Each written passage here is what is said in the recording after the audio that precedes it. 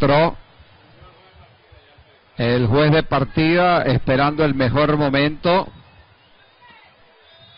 observando los puestos últimos. Van a salir desde los últimos, libre los primeros puestos.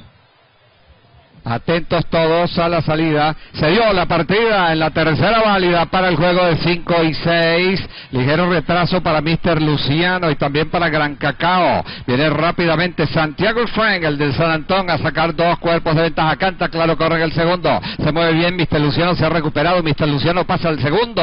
El caballo Canta Claro queda en el tercero. Luis Miguel queda en el cuarto. Doctor Zacapa queda en el último con Gran Cacao. Está dominando con 2 cuerpos de ventaja Santiago Frank, el número 8 en la delantera, mientras que Mr. Luciano mantiene el segundo, Gran Cacao ahora el tercero. En el cuarto lugar trata de entrar Doctor Zacapa por la parte interior, está dominándole Santiago Frank en la tercera válida para el juego de 5 y 6. Viene Gran Cacao tratando de pasar al segundo. Mr. Luciano corre en el tercero, mientras que ahora está tratando de avanzar por la parte central el número 5, el caballo Mr. Emilio. Está dominándoles la competencia Santiago Frank, Gran Cacao viene presionando por la parte de afuera. Doctor Zacapa trata de avanzar por la parte exterior y también Canta Claro, que se mueve ahora y pasa al tercero. El caballo Canta Claro está dominando Santiago Frank en la delantera, Gran Cacao en el segundo, Canta Claro en el tercero. Luis Emilio corre en el cuarto, se aproximan a la meta, se les viene de tiro a tiro Santiago Frank, pero corre mucho por la parte exterior. Gran Cacao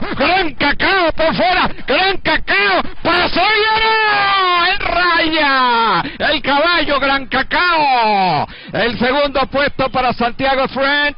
En el tercero está arribando el caballo Canta Claro. En el cuarto Luis Emilio. Posteriormente vienen arribando los ejemplares Doctor Zacapa. Y se quedó en el último el caballo Mr. Luciano.